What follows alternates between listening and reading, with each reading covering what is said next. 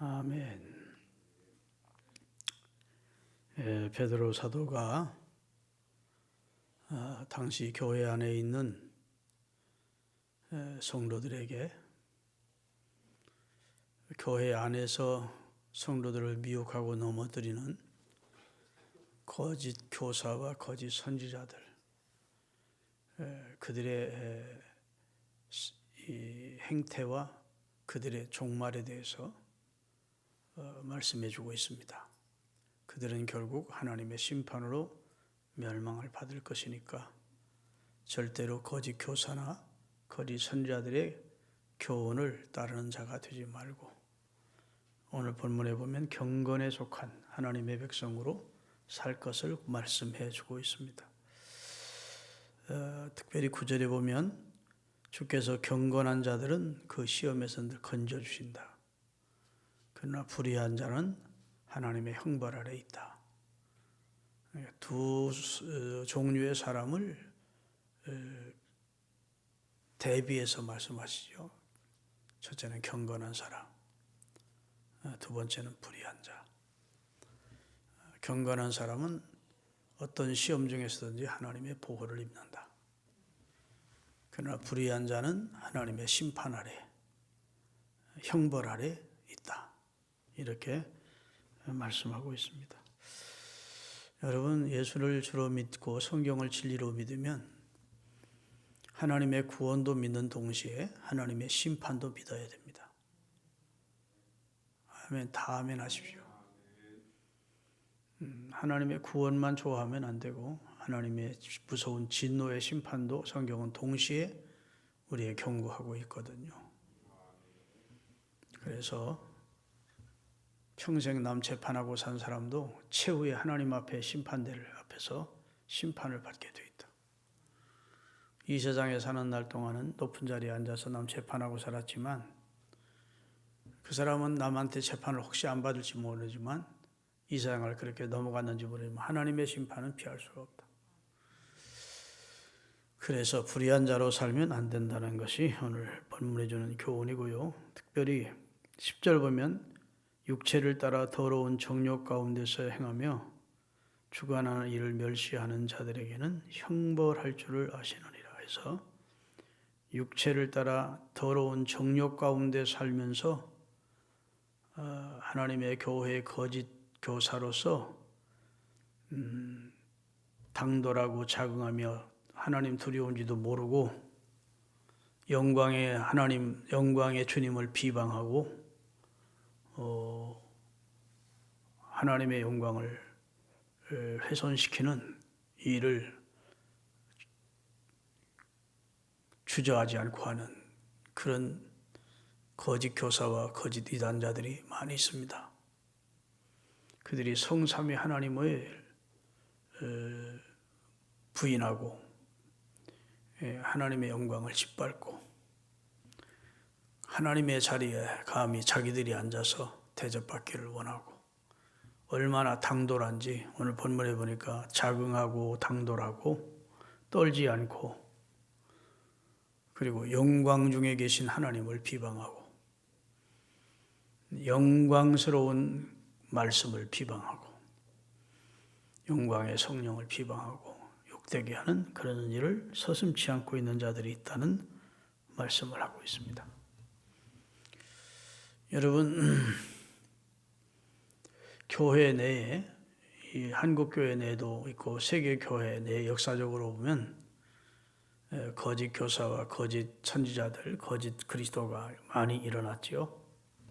지난 주일 낮에 내가 말씀 읽었습니다만 그거 보면 사람의 미혹을 받지 않도록 조심하라 해놓고 많은 사람이 그날에 내 이름으로 일어나 내가 예수라고 증언하는 자들이 많이 있을 것이고 그런 사람들이 일어나 많은 사람을 미혹하게 될 것이다. 경계하시면서 그런 미혹을 받지 않도록 주의하라고 하셨는데 오늘 본문의 베드로도 이런 거짓 교사와 거짓 선지자 적그리스도들이 일어나서 담대하게도 당돌하게도 겁없이 하나님을 욕되게 하고 하나님의 거룩한 이름과 그 영광을 짓밟는 행위를 하는 사람들이 많이 있다는 겁니다. 그게 곧 하나님의 심판 아래 있을 사람, 하나님의 형벌 아래 하나님이 둔 사람들이라는.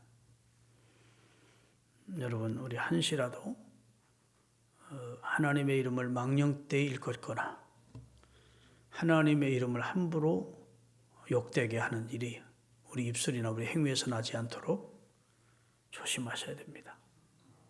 하나님이 내 입술을 지켜주시고 내 속에 정한 마음을 창조하시고 거룩한 것을 거룩되게 해야지 거룩한 것을 욕되게 하면 안 된다. 멸망에 가증한 것이 거룩한 곳에서는 그런 참남된 일이 있으면 안 된다. 하나님 앞에 멸망받을 사람들이 자기들이 거룩한 자리에 영광의 자리에 앉아서 대접받고자 하면 그것이 곧 종말의 때가 가까운 줄 알라고 주님은 우리에게 경계를 하시고 계셨습니다.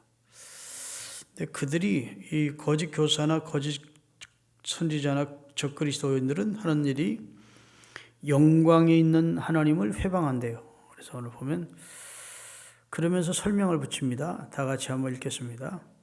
10절부터 11절까지 다 같이 특별히 육체를 따라 더러운 정욕 가운데서 행하며 주관하는 일을 멸시하는 자들에게는 형벌할 줄을 우리가 아노시느니라. 이 거짓 선지자들은 당돌하고 자긍하며 떨지 않고 영광 있는 자들을 비방하거니와 더 큰 힘과 능력을 가진 천사들도 주 앞에서 그들을 거슬러 비방하는 고발을 하지 않으려느니라. 아주 비유를 아주 잘 설명을 잘한 겁니다. 베드로가.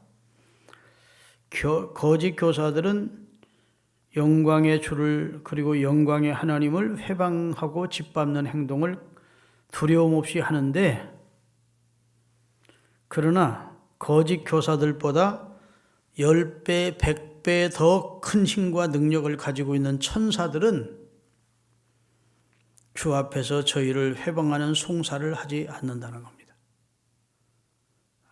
이게 굉장히 중요한 말이에요.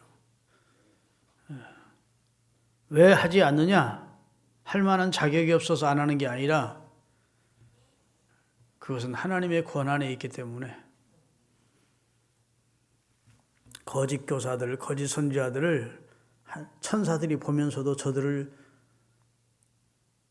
천사들은 정죄하거나 짓밟거나 하지 않는데요. 하나님께 심판을 맡긴대요. 아멘. 그들이 거짓 선자들을 저주하고 심판하는 것은 하나님의 명령하시면 심판하지만 그 일을 수행하겠지만 하나님의 명령이 없는 상태에서는 아무리 거짓 선지자도 천사들은 저들을 정죄하거나 짓밟거나 회방하지 않는데요. 판결은 하나님께 맡긴대요. 믿습니까?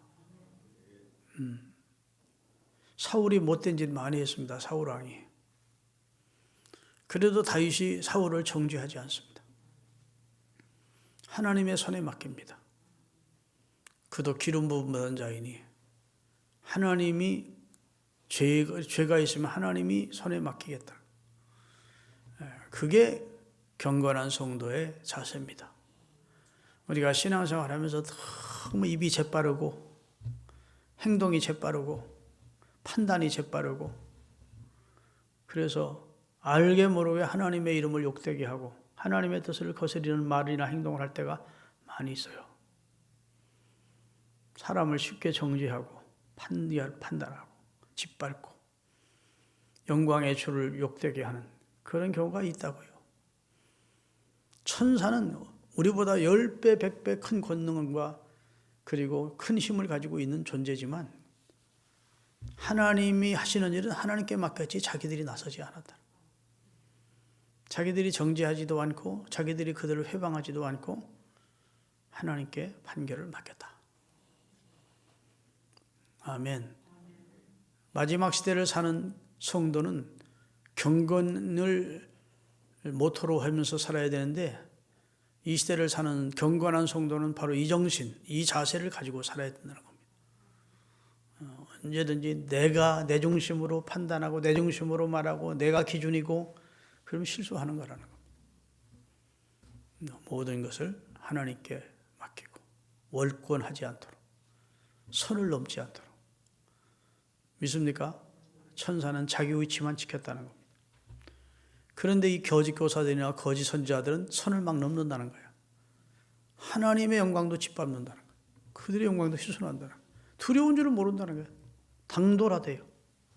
무서운 줄을 모르는데, 하나님 무서운 줄을 모르는 게 그게 불신앙적인 것이고 그게 나쁜 사람입니다. 교회 중직자가 되면요, 가장 갖춰야 될 덕목 가운데 하나가 하나님 두려운 줄 알아야 돼요. 그래야 함부로 교회에서 행동하지 않습니다. 자기 기분대로 행동하지 않습니다. 자기 판단대로 목사를 좌지우지하지 않습니다. 하나님께 맡기는 거예요. 그게 하나님의 교회를 평생 은혜롭게 섬기는 비결 중에 첫 번째예요. 하나님 두려운 줄 알아요. 하나님께 맡기는, 선을 넘지 않는, 나는 주의 종을 도우라고 장로를 세운 거다. 주의 종을 판단하고 정죄하고 끌어내리라고 세운 있지 않고, 하나님이 50부장 100부장을 세운 것은 모세를 도우라고 세운 것이고 7집사를 세운 것은 초대교회 사도들을 도우라고 세운 것이지 그들과 싸우라고 세운 것이 아니잖아요. 이 하나님을 두려워하는, 선을 넘지 않는, 월권하지 않는, 이게 굉장히 중요하다고요. 그런 자세야 평생 의뢰놓고 덕스러운 신앙생활을 할 수가 있는 겁니다. 믿습니까? 그래서 이 겁없는 사람들, 당돌한 거짓 선지자들이나 거짓 교사들은 영광의 주님을 회방하는 그런 저주받을 짓, 하나님의 형벌과 심판 아래 있는 그런 짓을 한다고 지금 베드로가 개탄하는 겁니다. 너무 안타까워하는 말씀이지요. 그리고 나서 그런 자들은 본래 잡혀 죽기 위해서 태어난 이성 없는 짐승과 같은 사람입니다. 하나님 볼 때는 짐승하고 똑같다는 겁니다. 레벨이 짐승 레벨이라는 거예요. 이성 있는 존재가 아니라는 거예요. 이성에는 판단력이 있어야 되는데 하나님을 높이고 하나님을 영광롭게 하고, 적어도 하나님을 모르는 사람들 아니니까, 선지자들이라는 사람들은, 교사들이라는 사람들은 성경을 어느 정도 아는 사람들이니까 그렇게 행동하면 안 되는데, 이들은 이성 자체가 없는, 동물들은 이성이 없잖아요. 판단력이에요. 그러니까 잡혀 죽기 위해서 태어난 이성 없는 짐승과 같이 행동한다는 거예요. 그래서 12절입니다.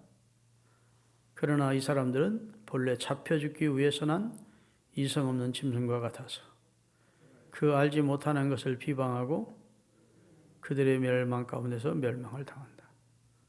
함부로 비방하고, 하나님을 비방하고, 하나님의 교회를 비방하고. 지금도요, 자유주의 신학자들 가운데 동성애를 찬성하는 신학자들도 있고, 하나님의 교회가 마치 공산주의 선동장처럼 만들어가고, 교회가 그리스도의 십자가의 복음이 증거되는 장소가 아니라 이상한 정치색을 통해서 사람들을 좌경화시키는, 그래서 함께 지옥으로 끌고 가는 그런 이성 없는 지도자들이 많이 있다고요. 우리 모두 정신 차리고 신앙생활할 때인 줄로 믿습니다. 13절입니다. 불의의 값으로 불의를 당하며 낮에 즐기고 노는 것을 기쁘게 여기는 자들이니 정과 흠이라.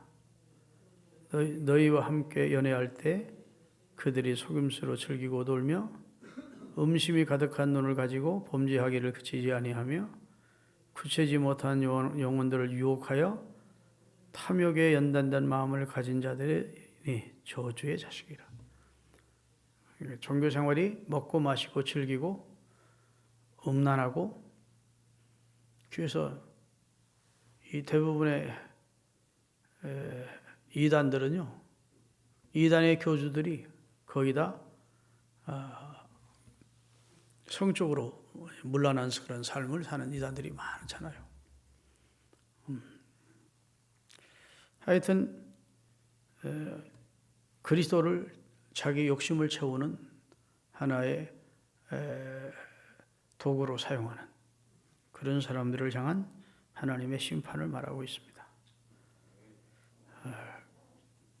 그들은 종교 생활이 곧 옛날 이스라엘을 저주하려고 했던 부올의 아들 발람의 길과 똑같다는 것. 15절입니다. 같이 읽겠습니다.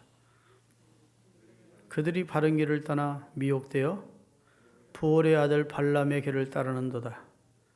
그는 불의의 싹스를 사랑하다가 자기의 불법으로 말미암아 책망을 받되 말하지 못하는 나귀가 사람의 소리로 말하여 그 선지자의 미친 행동을 저지하였느니라.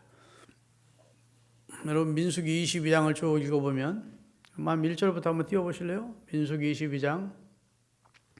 이스라엘 자손이 또 길을 떠나 모압 평지에 진을 쳤으니 요단 건너편 곧 여리고 맞은편이더라. 십볼의 아들 발락이 이스라엘이 아모리인에게 행한 모든 일을 보았으므로 모압이 심히 두려워하였으니 이스라엘 백성이 많음으로 말미암아 모압이 이스라엘 자손 때문에 번민하였더라. 미디안 장로들이 이르되 이제 이 무리가 소가 밭의 풀을 뜯어먹은 같이 우리 사방에 있는 것을 다 뜯어먹으리로 하니 그때 십볼의 아들 발락이 모압 왕이었더라. 그가 사신을 부올의 아들 발람의 고향인 강가 부돌에 보내어 발람을 부르게 하여 이르되 보라, 한 민족이 애굽에서 나왔는데 그들이 지면에 덮여서 우리 맞은편에 거주하였고 우리보다 강하니 청하건대 와서 나를 위하여 이 백성을 저주하라. 내가 혹 그들을 쳐서 이겨 이 땅에서 몰아내리라. 그대가 복을 비는 자는 복을 받고 저주하는 자는 저주를 받는 줄을 내가 알미라. 모압의 장로들과 미디안 장로들이 손에 복채를 가지고 떠나 발람에게 이르러 발락의 말을 그에게 전하매 발람이 그들에게 이르되 이 밤에 여기서 유숙하라. 여호와께서 내게 이르시는 대로 너희에게 대답하리라. 모압 귀족들이 발람에게서 유숙하니라. 하나님이 발람에게 임하여 말씀하시되 너와 함께 있는 이 사람들이 누구냐? 발람이 하나님께 아뢰되 모압 왕 십볼의 아들 발락이 내게 보낸 사절이니이다. 이르기를 보라, 애굽에서 나온 민족이 지면에 덮였으니 이제 와서 나를 위하여 그들을 저주하라. 내가 또 그들을 쳐서 쫓아낼 수 있으리라 하나이다. 하나님이 발람에게 이르시되 너는 그들과 함께 가지도 말고 그 백성을 저주하지도 말라. 그들은 복을 받은 자니라. 오늘날로 말하면 발람이라는 선지자는 개털 선지자입니다. 참 선지자가 아니고 거짓 선지자요. 우리 성경에 기록된 이스라엘의 선지자가 아니고 모압 있는 외국 선지자인데 한마디로 무당입니다. 신접한 자. 이 사람에게 가서 이 신통력은 있었던 것 같아요. 복을 빌면 복 받고 저주 빌면 저주 받는다는 소문이 났으니까 발락 왕 십볼이 엄청난 재물을 복채로 주어서 우리 민족을 축복하고 이스라엘을 저주해달라고 이야기하는 겁니다. 그랬더니 하나님이 그 사건에 개입을 하십니다. 절대 가서 이스라엘을 저주하지 마. 그 백성은 내게 복받은 백성이다. 이런 거예요. 알았습니다 하고 안 가야 돼요? 가야 돼요? 안 가야 되는데 원체 가지고 2번, 3번 먹었는데 금은 보화를 가지고 와달라는 거예요. 그러니까 눈이 먼 복채의 눈이 먼 발람이 따라가다가 한 곳에 가서는 말이 나귀가 막 가지 않고 뒤로 막 뻗당기는 거예요. 이놈의 말이 미쳤나 하고 막 때려제끼니까 죽일 듯이 때려제끼니까 말을 합니다. 나귀가 이 멍청한 선지자야. 저 앞에 지금 하나님의 사자가 못 가게 막는 거 나도 보는데 당신은 못 봐? 그랬더니 하여튼 가서 돈 받고 하나님의 백성들 높은 산에 올라가 저주하려면 하나님이 입술을 확 받고 혓바닥을 탁 돌려가지고 축복하게 만들고 그걸 지켜보고 있던 복채준 왕이 저주하라니까 축복하니 당신 죽으려고 환장했어.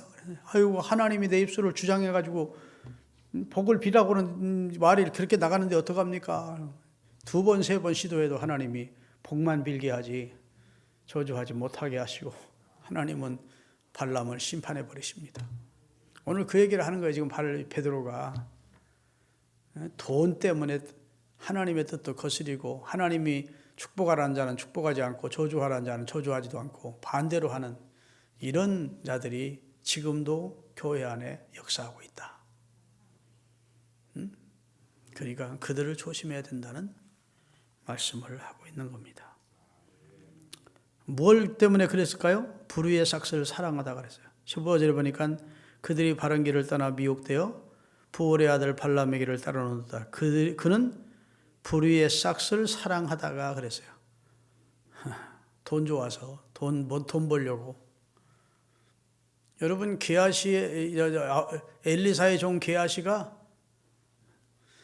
엘리사가 받지 않고 나아만에게 그대로 돌려보냈던 그거 욕심내서 쫓아갔다가 그거 받고 문둥병인 나아만이 들었던 문둥병이 그에게로 옮겨와서 그가 문둥병 걸려.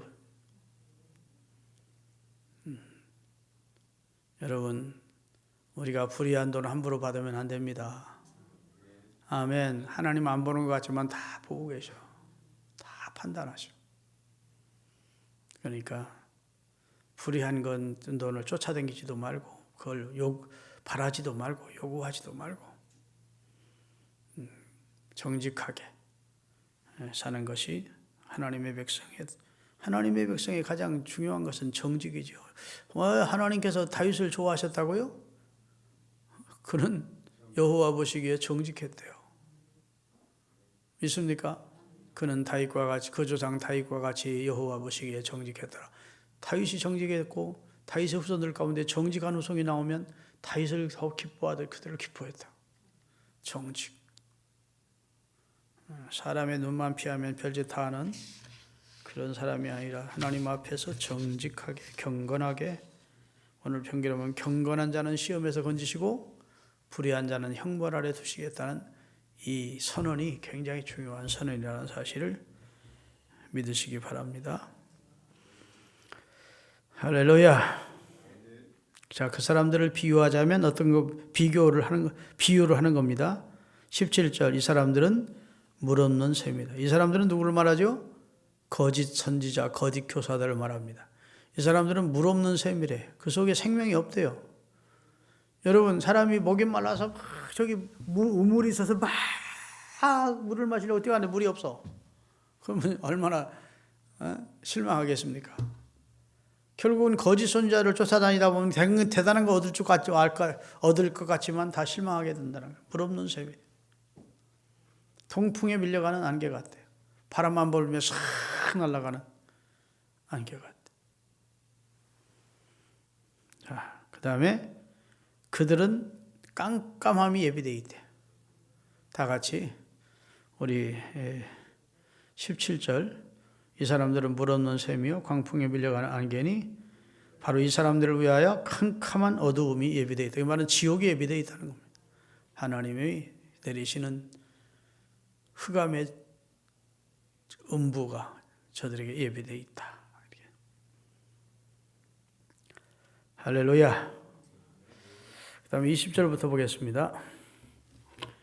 만일 그들이 우리 주 되신 구주 예수 그리스도를 알므로 세상의 더러움을 피한 후에 다시 그 중에 얽매이고 지면 그 나중 형편이 처음보다 더 심하리니. 이게 굉장히 중요한 말입니다. 우리가 예수님을 주로 믿고 믿음으로 지금 살잖아요. 그런데 잘못하면 이런 게 지금 말씀드린 것처럼 배교의 위험이 있다는 겁니다. 주님을 떠나서 구원에서 제외될 위험성이 있다는 거예요. 배교의 위험을 말하고 있는데, 만일 그들이 우리 주 되신 그리스도 예수를 알므로 이렇게 돼 있어요. 따라합시다. 배교의 위험이 있는 신앙은 지식적인 신앙만을 가질 때 배교의 위험이 있습니다. 머리로는 많이 아는데 마음으로 영접하지 않은 사람이 있습니다. 사람이 마음으로 믿어 의를 이루고 입으로 시인하여 구원을 이루는데 마음으로 그리스도를 주로 영접해서 변화된 그리스도를 왕으로 모시고 그의 다스림을 받는 그런 성도의 삶을 살아야 되는데 그리스도를 아는 데 그치는 거예요. 그러면 이런 사람은 강력한 시험이나 유혹이 올 때 배교의 위험이 있다는 겁니다. 두 번째, 세상의 더러움을 피한 후에 따라합시다. 세상의 더러움을 피하기만 하면 배교의 위험에 노출되어 있다. 다시 말해서 나 죄 안 져야지 이렇게 소극적인 신앙생활 하지 말고 적극적으로 의를 행하면서 나가야 된다는 겁니다. 믿습니까? 죄 안 지려고만 하지 말고 하나님이 기뻐하는 일을 하려고 해야 그래야 승리하지. 피하기만 하는 신앙, 그것은 배교의 위험, 갔다가면 시험 들 가능성이 있다. 이런 말이에요. 그 다음에 좀 더 읽겠습니다. 더러움을 피한 후 그 다음에 다시 그 중에 얽매이고 그랬어요. 여기 세상에 대한 미련을 완전히 끊어버리지 못하고 그 세상에 얽매이는 신앙생활, 얽매인 생활. 노스의 처처럼 완전히 끊지 못하고 뒤돌아보는 이 얽매이는 신앙은 미혹을 받고 배교할 위험성이 있다. 할렐루야. 그리고 얽매이고 지면이라고 돼 있어요. 다 같이 한번 읽겠습니다. 거기 얽매이고 지면, 그 말은 실패. 전쟁하다가 패전하는 것처럼 패전하면 처음 예수 믿기 전보다 예수 믿은 후가 더 그 사람에게 화가 된다는 겁니다. 차라리 예수를 몰랐더라면 예수 믿고 나서 타락해버리면 그 사람은 참 예수님을 안 돼. 예수 믿었다고 예수 믿고 타락한다는 말이 아니고 예수를 알고 타락하면 그 사람은 더 문제가 된다는. 예수를 믿으면 구원받겠죠. 그런데 예수를 마음으로 영접한 것이 아니고 머리로만 알고 그리고 예수를 아는 데 그쳤고 예수를 지적으로 동의하는 데만 그치고 전혀 생명 없는 신앙생활을 하다가 세상의 유혹이나 죄악에 지면 그만 처음 형편보다 못한 입장이 되지 않겠느냐 이렇게 권하고 있는 겁니다. 할렐루야. 그리고서 22절 마지막 절입니다. 참된 속담에 이르기를 개가 그 토하였던 것을 돌아가고 돼지가 씻었다가 더러운 구덩이에 털어 누웠다 하는 말이 그들에게 강한 것이다. 제가 고등학교 다닐 때 이 말씀 읽고 굉장히 충격받았어요. 아니 토한 것은 사람은 절대 안 먹는데 개나 먹는데 사람이 토한 것을 다시 먹을 수도 있나? 옛날 죄악된 생활을 하나님 앞에 회개하고 나서 또다시 그 더러운 죄악된 삶을 산다 소리인데